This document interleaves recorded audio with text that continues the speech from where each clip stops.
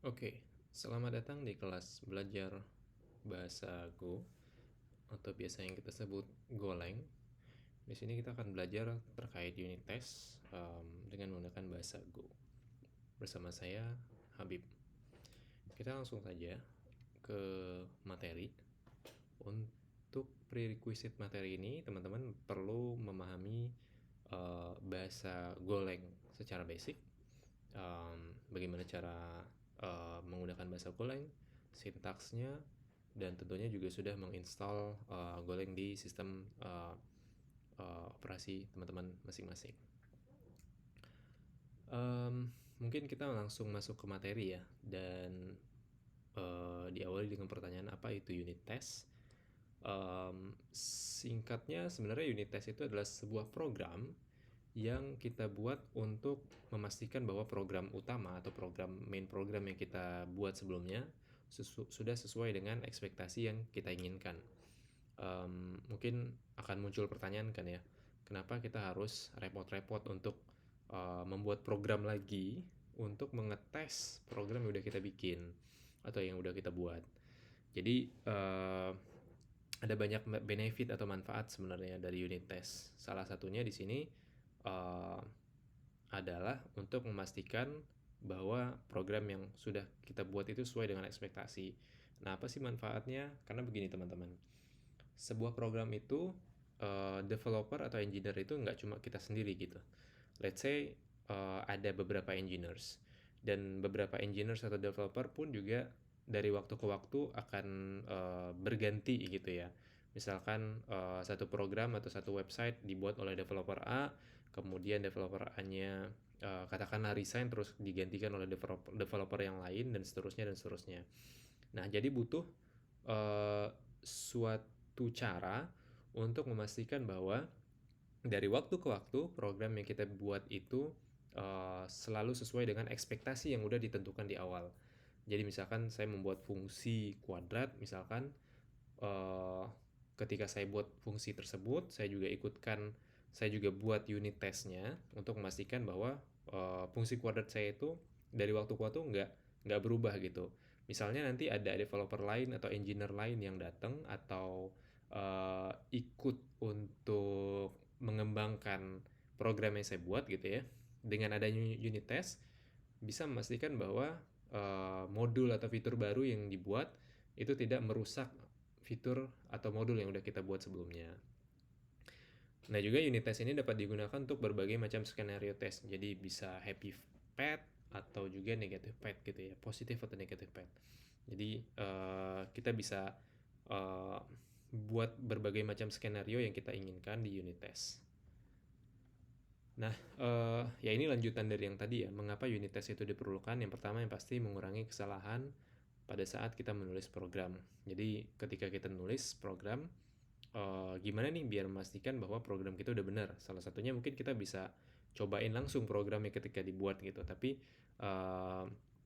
cara lainnya kita juga bisa menggunakan unit test untuk mengetes atau memastikan bahwa program kita outputnya itu udah sesuai dengan yang kita harapkan.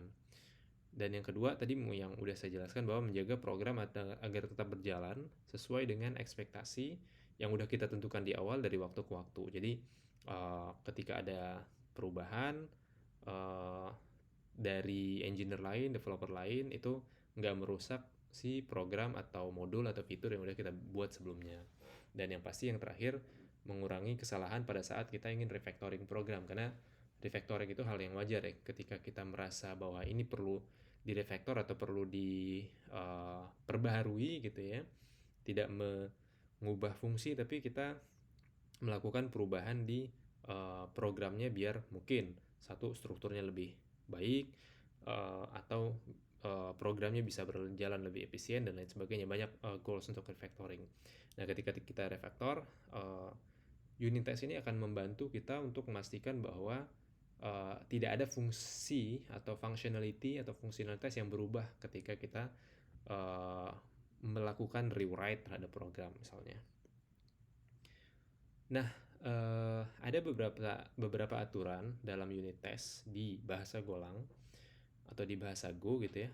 Yang pertama adalah Nama file untuk unit test itu harus berakhiran _test.go gitu. Yang pasti ya, nama filenya harus .go dan harus berakhiran dengan unit _test supaya compiler itu bisa mengetahui mana yang file test, mana file unit test, mana yang bukan. Nah, yang kedua, nama function test harus berawalan test dan ini case sensitive. Jadi di dalam file test nanti kita bisa define beberapa function untuk tesnya ya, untuk beberapa function test.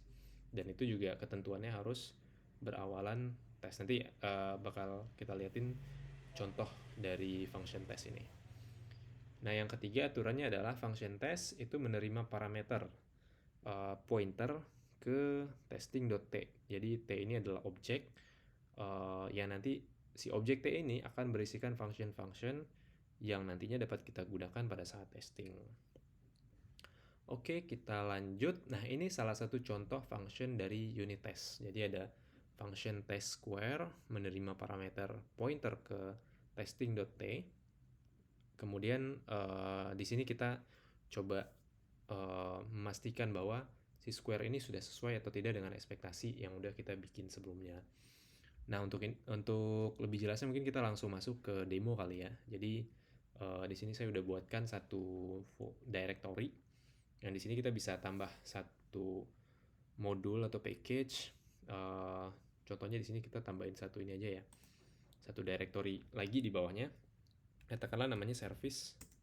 Kemudian di dalam directory service ini kita punya katakan kita punya calculate.go gitu. Jadi ini nama file kita ya. Nah, kita kasih nama package-nya sesuai nama directory, let's say service aja gitu. Kemudian dia nanti akan punya function, ya kita define satu function. Let's say nama functionnya adalah square gitu ya, karena kita ingin membuat sebuah fungsi kuadrat ini sebagai contoh, di mana fungsi square ini menerima sebuah parameter berupa integer, let's say a gitu ya, dengan tipe integer. Kemudian apa yang dilakukan oleh square? Dia akan return a dikali a gitu. Oh ya, ini return value-nya return type-nya harus kita define juga. Gini. Oke, kita save. Jadi kita udah punya sebuah function square di mana dia menerima sebuah parameter, yaitu parameternya adalah integer. Kemudian juga dia mengembalikan sebuah integer berupa hasil perkalian antara a dikali a. Nah, sekarang kita ingin membuat unit test untuk function yang udah kita bikin ini, yaitu function square. Gimana caranya? Sesuai aturannya tadi, kita bisa bikin satu file untuk menyimpan unit test kita dengan nama dengan suffix atau akhiran _test.go. Jadi kita bikin aja satu file biar namanya konsisten. Ini saya kasih nama calculate_test.go. Sebenarnya nama filenya bisa macam-macam ya. Bisa misalkan namanya apa ya, unit test.go, atau ya terserah teman-teman bisa kasih nama apapun. Cuma supaya lebih konsisten, biasanya satu file misalkan nama filenya calculate.go, maka kita akan bikin satu file test namanya calculate_test.go. Jadi kita tahu ini file test untuk menyimpan unit test untuk file yang mana sih gitu. Jadi ketika kita ngelihat directory ini, kita gampang untuk tahu ini file test isinya apa gitu ya. Nah, di calculate_test.go ini kita juga define nama package yang sama, jadi package service. Kemudian kita bikin function testnya sesuai aturan tadi. Kita bikin nama functionnya berawalan test dengan huruf T di awal itu uppercase ya, huruf besar. Jadi let's say namanya test square. Kemudian sesuai aturan tadi dia menerima satu parameter T, pointer testing.t.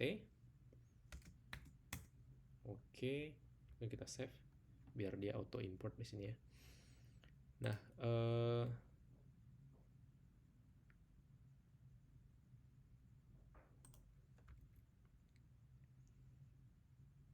Oh ya, ini saya belum bikin ini ya, modul ya. Jadi mungkin saya akan bikin modul dulu biar importnya bisa gitu ya. Mungkin saya bikin modul dulu di sini. Ini ada berapa, udah ada directory service ya. Jadi untuk bikin modul kita tinggal go mode init, terus kita define nama modulnya apa. Let's say nama modulnya go test gitu ya.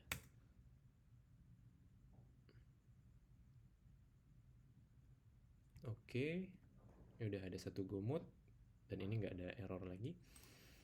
Nah kemudian setelah kita punya test square, kemudian kita tinggal ngedefine kira-kira apa aja nih yang harus kita tes di dalam function test square ini.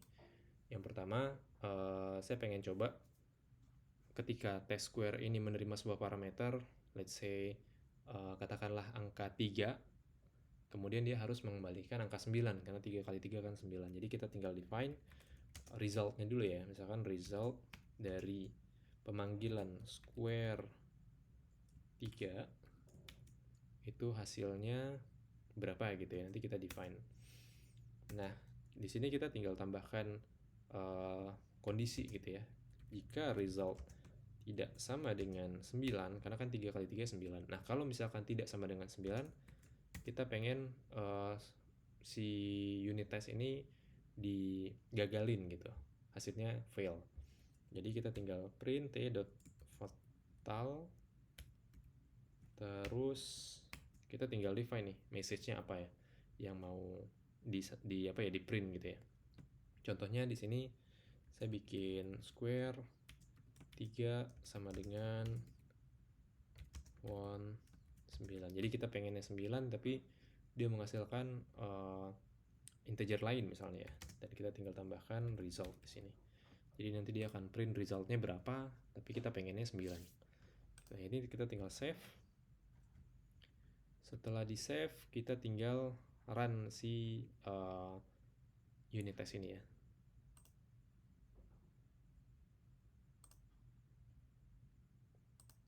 Oke, untuk running unit test, ini saya balik lagi ke sini. Untuk menjalankan unit test ada beberapa cara.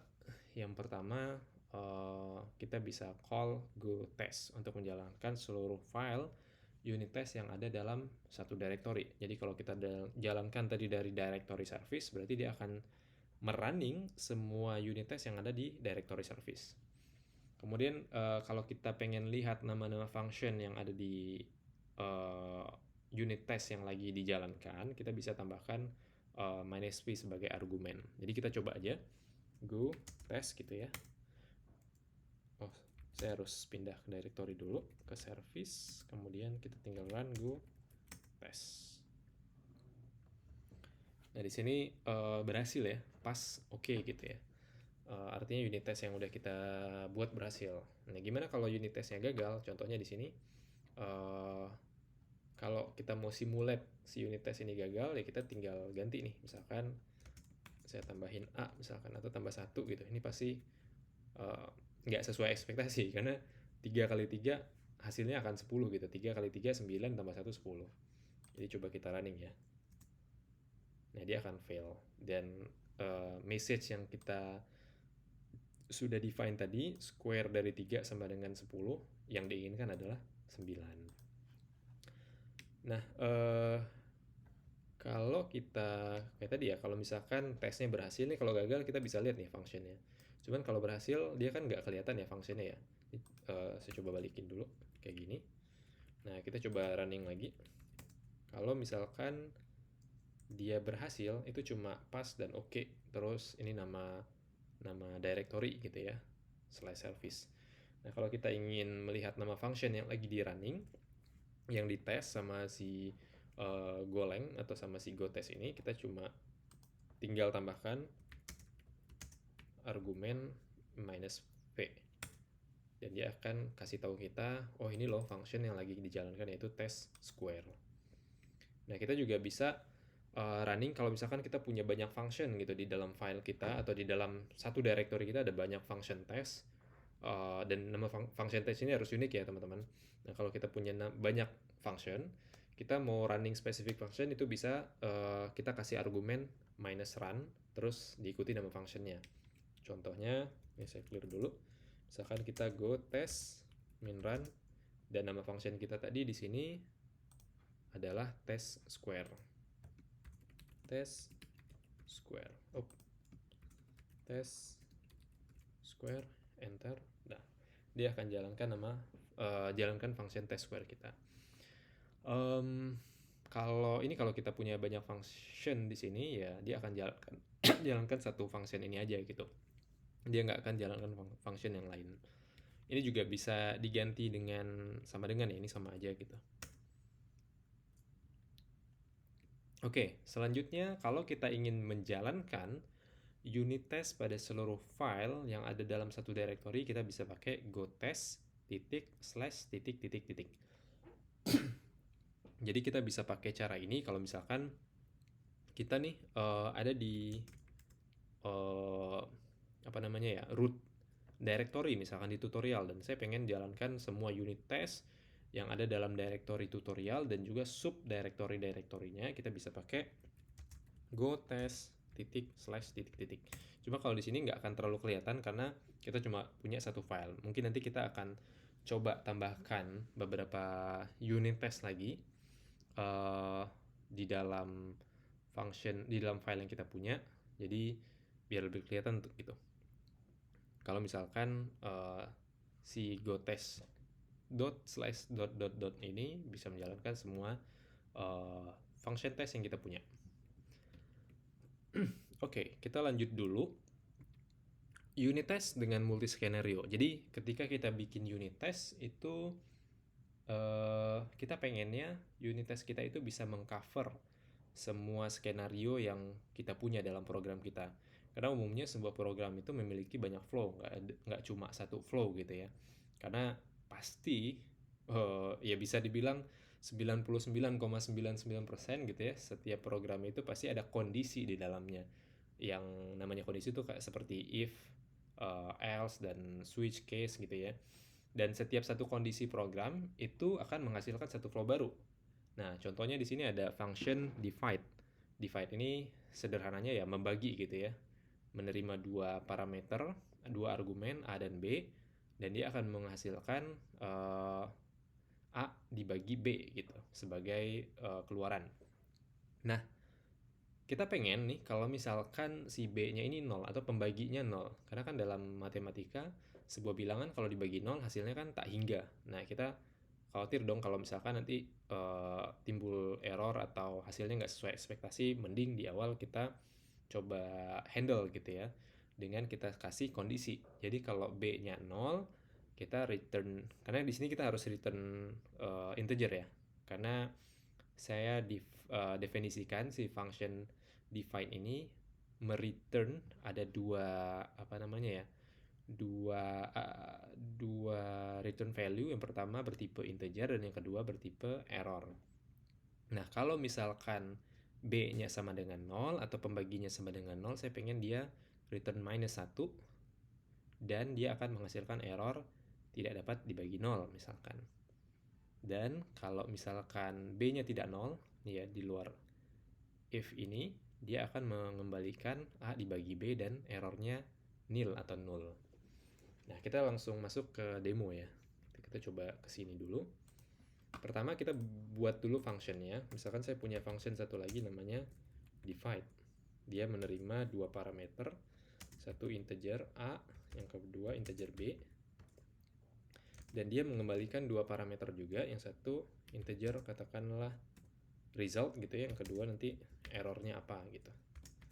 Nah, kita tinggal define nih.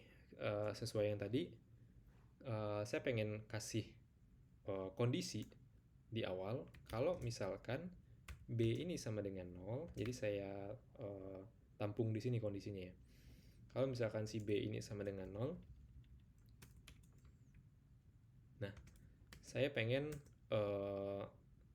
dia return integer -1 dan juga error baru gitu ya. Kita tinggal errors.new, kemudian kita kasih nama errornya apa, misalkan tidak dapat dibagi 0, misalnya gitu.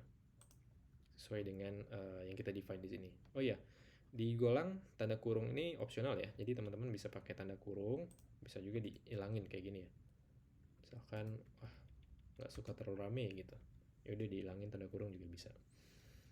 Nah, kalau dia nggak masuk ke kondisi ini, kalau dia masuk berarti dia akan langsung return teman-teman. Jadi dia nggak akan jalan atau nggak akan lanjut ke baris-baris program selanjutnya. Dia akan istilahnya di kita early return gitu. Jadi dia akan return di awal, otomatis baris 13, 14 dan seterusnya ini nggak akan di-execute, nggak akan dieksekusi. Nah, kalau dia nggak masuk kondisi ini, kita pengen dong dia tetap mengembalikan hasil pembagian antara A dan B gitu ya. Jadi kita tinggal return return A dibagi B gini. Nah, juga karena kita mengembalikan dua return value, yang pertama integer dan yang kedua error, jadi kita balikin errornya, tapi karena nggak ada error kita bisa balikin nil atau null. Oke. Nah, sekarang function kita udah jadi, kita pengen tes nih. Sebenarnya kalau dalam TDD teman-teman, test driven development, biasanya kita bikin unit testnya dulu, bikin function testnya dulu, baru kita bikin programnya. Cuma ini untuk demo ya, jadi nggak apa-apa kita bikin programnya dulu, baru kita bikin unit testnya. Nah, untuk unit testnya sendiri, kita bisa bikin di calculate-test.go di file yang sama atau di file terpisah. Ya, terserah ya, bisa bikin di mana aja. Cuma karena saya udah taruh functionnya di file calculate.go, jadi saya pengen biar rapi, saya taruh unit testnya di calculate_test.go gitu. Nah, di sini saya tinggal bikin function test divide, terus menerima parameter t, testing t.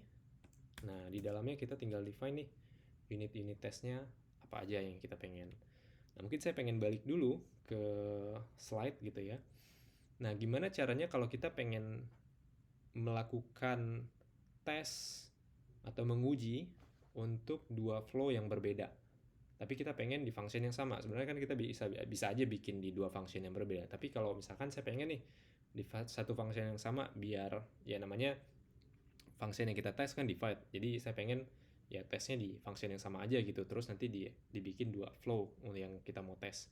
Nah, caranya adalah dengan kita memanfaatkan function run yang di provide oleh objek T tadi.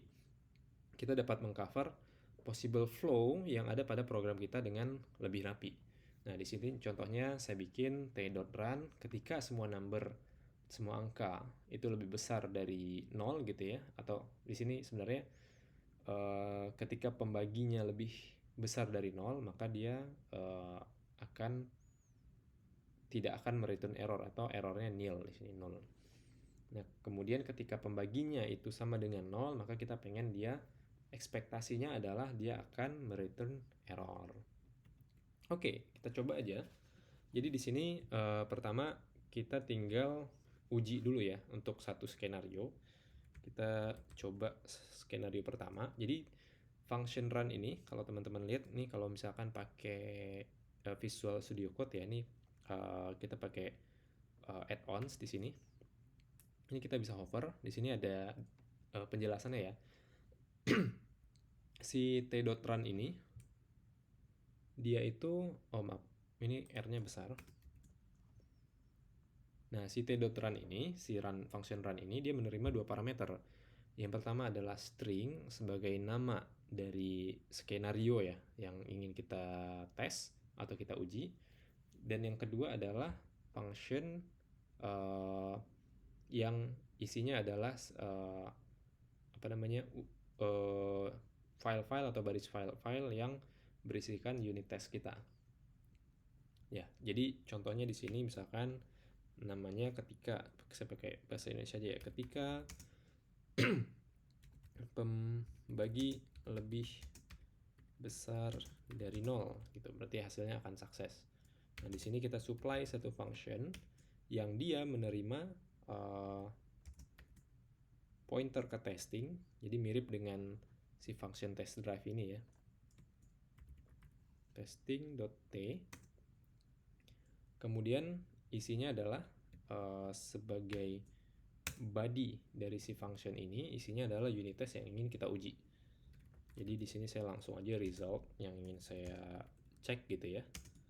Ketika saya membagi antara katakanlah 6 dengan 2 gitu. Divide 6 dan 2. Nah, saya pengen hasilnya sukses gitu ya. Nah, di sini kita tinggal pakai si result dan R ini merah-merah karena dia nggak dipakai. Ini kalau misalkan dilihat warningnya, R itu declare tapi tidak digunakan gitu. Nah, kita tinggal uji aja dia. Ketika result tidak sama dengan 3, ya kalau resultnya misalkan 9 berarti ada yang salah gitu ya. Kita pengen dia kasih error gitu. Jadi misalkan t dot fatal nih, fatal terus divide 6,2 hasilnya adalah ini, sementara kita pengennya hasilnya adalah 3 gitu. Nah, di sini kita taruh argumen result. Nah, ini baru satu ya. Tapi kita pengen juga uji errornya ini harus nil gitu. Karena harusnya kan dia berhasil. Ketika pembaginya lebih besar dari 0, harusnya aman dong, nggak ada error gitu ya. Jadi kita tambahin lagi if errornya tidak sama dengan nil, maka kita pengen ini di errorin juga. T dot fatal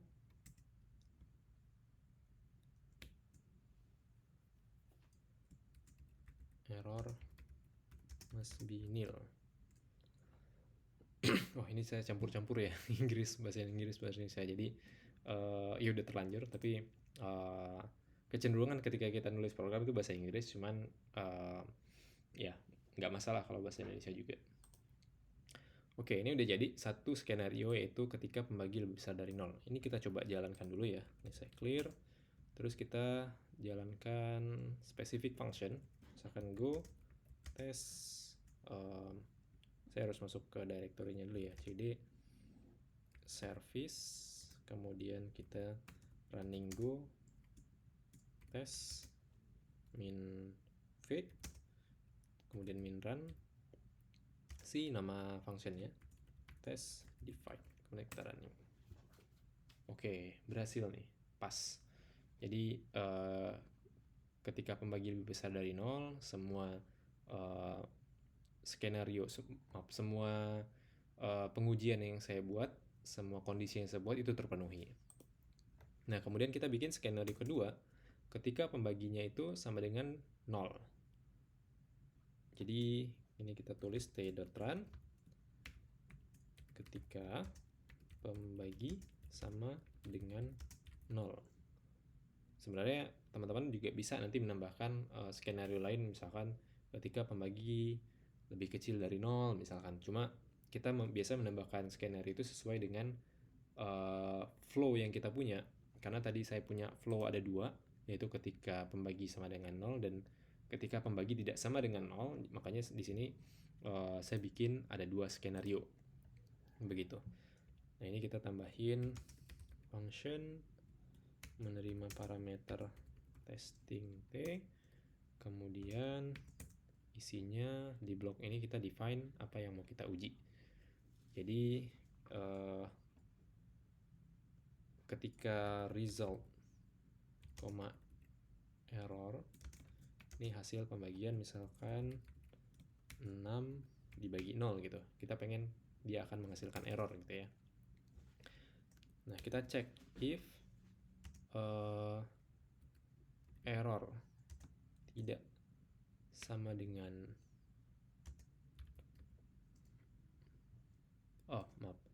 if errornya nil gitu ya. Kalau errornya kosong ini kan harusnya error. Kalau errornya sama dengan nil, maka kita bikin dia gagal tesnya. Fatal divide with 0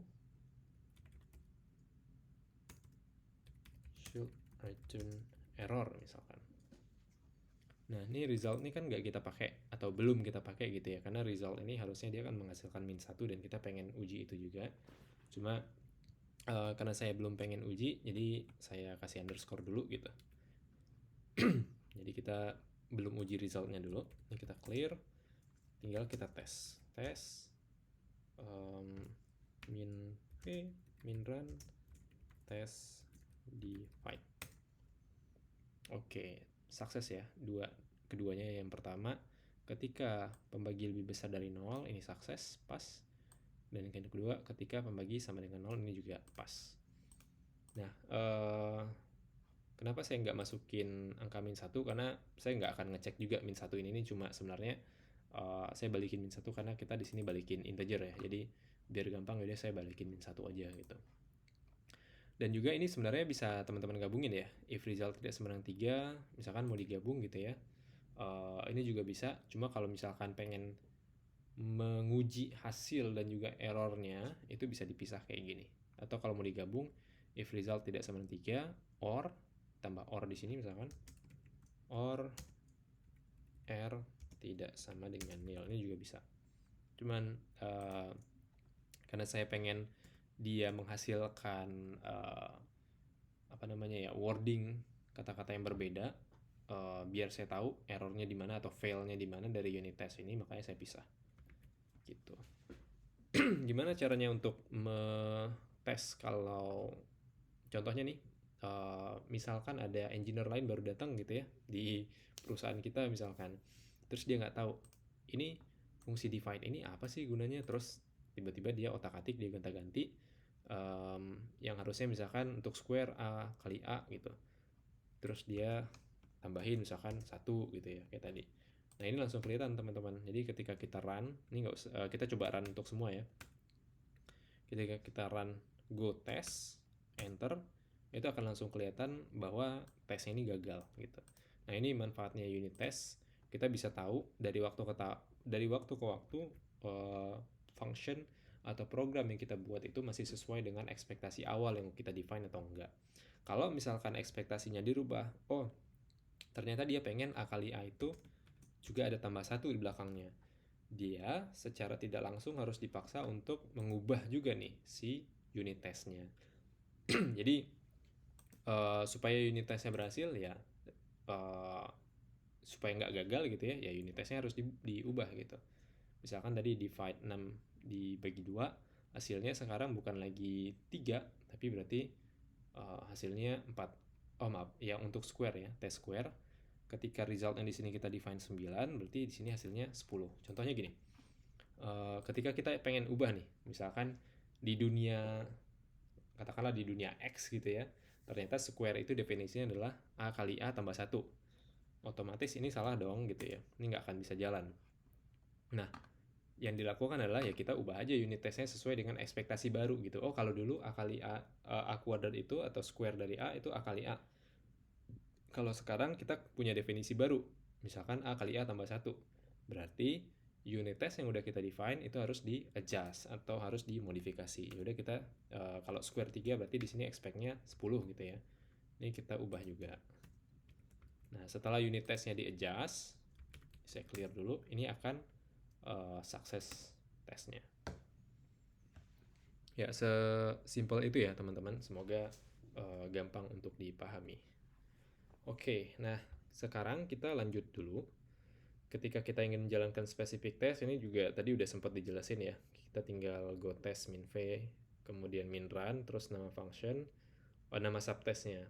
Nah, mungkin tadi yang dijelaskan adalah ketika kita mau menjalankan satu function tertentu. Nah, gimana kalau misalkan kita pengen menjalankan satu skenario tertentu?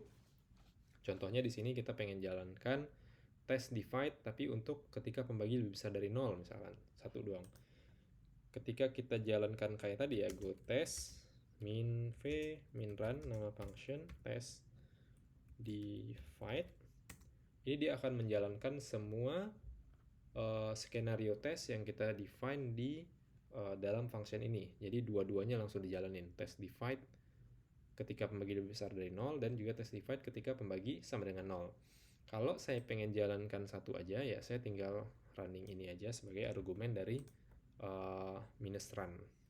Jadi ini kita tinggal taruh di sini, terus enter, dan dia akan jalankan satu function aja nih, test divide ketika pembagi sama dengan 0. Sementara untuk unit test yang ini, ketika pembagi lebih besar dari 0, ini dia nggak akan jalanin gitu. Jadi dia cuma jalankan spesifik subtest ya, bisa dibilang subtest ya, yang kita define di dalam function kita. Oke, kita lanjut lagi. Nah, ini mungkin bagian terakhir ya dari sesi terkait unit test, yaitu memahami coverage test. Nah, test coverage itu apa sih, teman-teman? Jadi test coverage itu digunakan untuk kita mengetahui seberapa besar coverage atau cakupan dari unit test yang telah kita buat terhadap seluruh possible flow yang kita miliki. Tadi kan udah sempat dijelaskan terkait possible flow ya. Possible flow itu adalah semua percabangan yang kita punya dalam program kita, dalam aplikasi kita, dalam program yang kita buat. Nah, coverage ini nanti akan menentukan seberapa besar cakupan dari unit test kita terhadap possible flow yang kita miliki. Angka si coverage ini biasanya direpresentasikan dalam bentuk persentase. Misalkan 75%, 80%, dan seterusnya. Semakin besar coverage unit test, maka harusnya program kita cenderung akan semakin baik, karena semakin besar coveragenya harusnya semua flow-nya udah tercakupi. Tapi sebenarnya bukan berarti semakin besar itu pasti semakin baik, tapi kecenderungannya semakin baik lah kualitas program kita untuk unit testnya gitu. Karena bisa aja kita punya coverage besar tapi ada flow-flow sebenarnya ya, nanti ketika teman-teman coba dalami, teman-teman akan tahu ada ketika coveragenya besar, misalkan 100%, bisa jadi ada subflow yang mungkin belum tercover misalkan. Itu juga ada kemungkinan seperti itu. Nah, untuk melihat seberapa besar coverage dari unit test kita tinggal tambahkan argumen minus min cover ketika menjalankan go test gitu ya. Ini saya coba clear lagi. Jadi kita tinggal supply di sini go test min cover.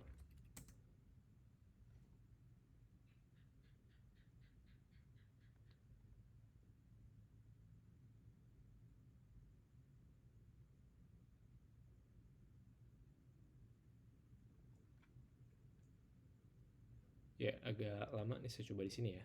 Clear go test min cover. Oh, saya pindah directory dulu. Go test min cover.